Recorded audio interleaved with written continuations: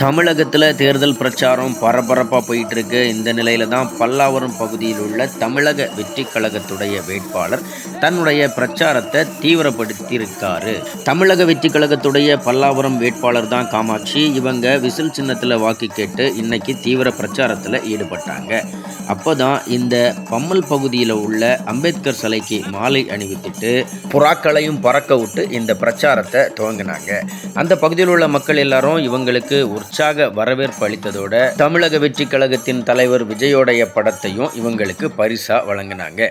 அந்த பகுதியில் உள்ள மக்களை எல்லாம் சந்தித்து துண்டு பிரசுரங்களையும் கொடுத்து தனக்கு வாக்களிக்குமாறு வாக்கு சேகரித்ததோட பொதுமக்களுடன் குறைகளையும் கேட்டு தெரிஞ்சுக்கிட்டாங்க.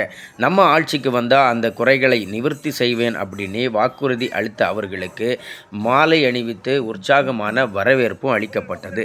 அது மட்டும் இல்லாமல் ஆரத்தி எடுத்து பொட்டு வைத்து அவருக்கு உற்சாக வரவேற்பு அளித்தவங்க கிட்ட விஜய் படத்தை தூக்கி காமிச்சு நம்ம தான் ஜெயிக்கிறோம், நமக்கு தான் ஓட்டு போடணும், விசில் சின்னம் மறந்துடாதுங்க அப்படின்னு விசில் அடித்தவாறே தெரு தெருவாக போய் பொதுமக்கள்கிட்ட வாக்கு சேகரிப்பிலும் ஈடுபட்டாங்க. தமிழக வெற்றி கழகம் சார்பாக பல்லாவரம் தொகுதியில் போட்டியிடக்கூடிய காமாட்சியை ஆதரித்து செங்கல்பட்டு வடக்கு மாவட்ட தலைவர் மின்னல்குமார் மட்டும் இல்லாமல் அவரோட ஏராளமான தொண்டர்களும் உற்சாகமாக இந்த வாக்கு சேகரிப்பில் ஈடுபட்டாங்க.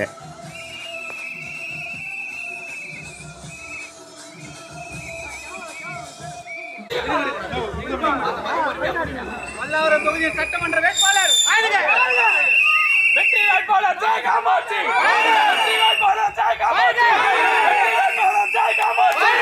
வழி விடுங்க, வழி விடுங்க, வழி விடுங்க, வழி விடுங்க, வழி விடுங்க.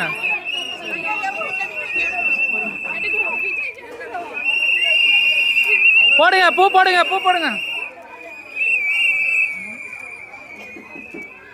போனா டிவி கேம் போடு, டிவி கேம் கத்து சொல்லுவா